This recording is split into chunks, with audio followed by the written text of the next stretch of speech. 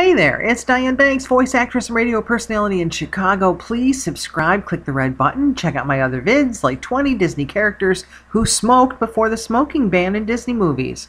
So be sure and watch, some of these great peeps. Dikembe DK Douglas watched that video and says, wow, I didn't notice many of these. I know, me too, so I'm glad you watched. Alex Coulter's Power Boy also watched the video about the smoking ban and says, I think the ban's stupid. It just expresses their character more. It was really just before the 21st century. What do you think? Yeah, I agree. I think they went too far with it. Like in Saving Mr. Banks, Tom Hanks can't smoke when Walt was a chain smoker. It's going too far. That's just my opinion. And then for the same video about the smoking ban, Cuteness of All Dogs, Mills.o says, hi, how's life? And I said, hi back, adorable pup. Which, by the way, if you guys ever want to include pictures of your pets, like a link to your Instagram or whatever in the comments, please do. Love to share them with everybody, or cats, dogs, bunnies, or whatever. And then Jacob Frisch, I hope I said your last name right, Jacob, watched my video about Finding Dory, 15 Easter eggs secretly hidden in the movie, and says, I found the Pizza Planet truck. That's so weird. No, that's awesome, Jacob. Good for you, and I hope we find it too. It's a tough one. Keep the comments coming. Please subscribe.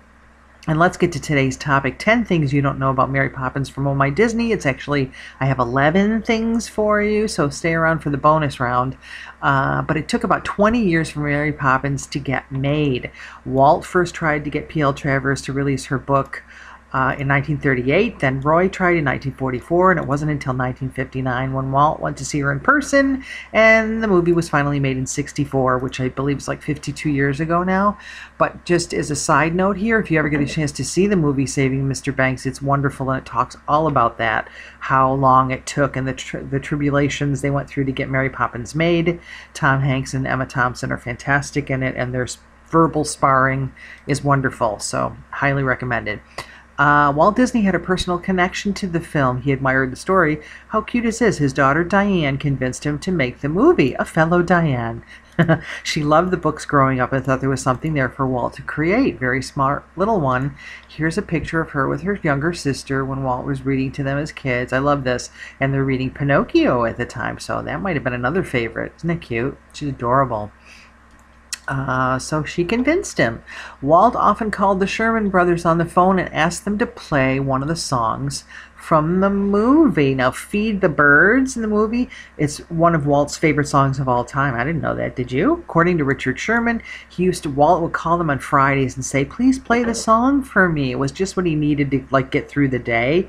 And then Richard Sherman sang that song in his honor, Feed the Birds, at the ceremony, the partner statue of Walt and Mickey at Disneyland. That's a neat little side bit to note. And then here's the statue that they're talking about where he sang the song Feed the Birds for Walt. I love that. That's a great bit of trivia. Dick Van Dyke, this one too. I'm like, you're kidding. He didn't have much dance experience or singing before playing Bert. He never had any dance training prior to the movie and was nervous about it, but they said he caught on quickly. I mean, didn't he look like he could be on Dancing with the Stars? I mean, he's an amazing dancer, so he sure did catch on fast. The Step in Time sequence, the only one, was supposed to last 2 minutes, but instead it was so great it ended up lasting 14 minutes. Walt wanted to make it longer. Good choice. Had great things like the chimney sweeps that we all know and love. That's a great 14 minutes of film. Matthew Garber, Michael, actually afraid of heights. This little tot. Who's all grown up today, right? But they said to get him to do the scenes where he had to fly, they paid him a dime, which I guess a dime was a lot of money back then for a little guy, right? Dick Van Dyke and Julie Andrews fondly recall he made a little fortune off of that. Isn't that cute? He got a dime every time he agreed to fly. Good kid. Filmmakers knew Julie Andrews was a perfect fit for Mary Poppins after they saw her on the Ed Sullivan Show. She performed What Did the Simple Folks Do? But I like this part especially too. Her husband at the time, Tony Walton, was a set and costumes designer. He told Walt, he ended up showing him a portfolio, and he got to design the film's costumes. And I think and worked on the sets too. Isn't that cool? Mary Poppins won 5 Academy Awards. Among them, Best Actress, Best Film Editing, Special Effects, and on, and deserved every one of them, didn't it? And the song Sister Suffragette convinced Glynis Johns to play Mrs. Banks. Now, this is a neat little story. Glynis Johns wanted to play Mary Poppins. Walt really wanted her in the movie, though, to play Mrs. Banks. So to get her to be in the movie, they created that special number for her, the Suffragettes number, so that Sister Suffragette, so that she would be in the movie. She loved the song so much she agreed to be in it.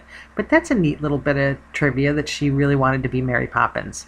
And then here's number 10. The special effects were way ahead of their time. In addition to the cutting-edge puppeteering, the audio animatronics, like the bird and Spoonful of Sugar, and of course the penguins dancing.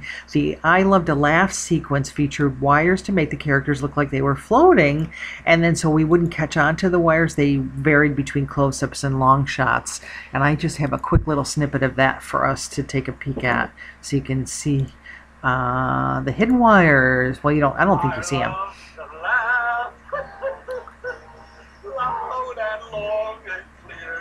Yeah, you really don't see them.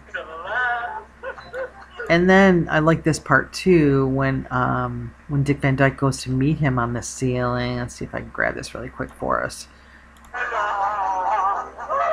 I mean, seriously ahead of its time, right? And you don't see wires at all. That is pretty cool. Okay, so that was the 10 things. On number 11 that I just wanted to include, which I thought was super neat, was Tony Baxter, who's a Disney animation legend, made a Mary Poppins ride that never got realized. It was called Jolly Holiday. I'm going to give you a quick little snippet of this, and then I'll include all these links so you guys can go look at this longer. But he made this amazing ride that I wish they had made for Disneyland. So it took you through that, and then we ended up at the horse race and met the penguins, and then ended with kind of supercalifragilistic with the Pearly Band. And then I did a neat thing. I thought, let's have the chalk picture and lightning explode with all the pouring rain, and the painting dissolves everything. And then you find that you're over the rooftops of London, chiroo, chiroo, and all the chimney sweeps.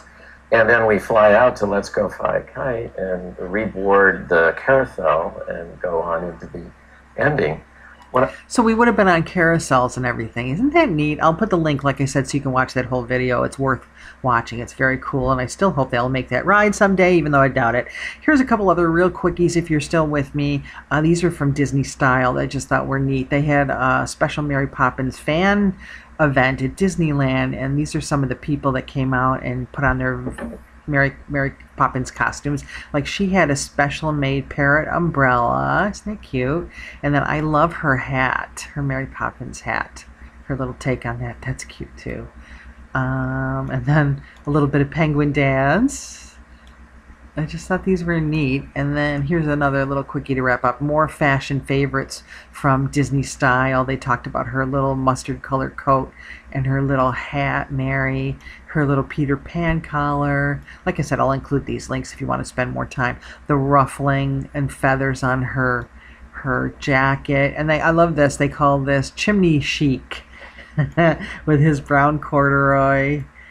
And Mary Poppins, you know, the gorgeous costumes there, her French boots, and all the ruffles. And then they talk about, of course, her beautifully perfect hat with the flowers. And I never noticed there were cherries on there. They talk about those too. But a cute comparison here to her original hat, and then this gal here.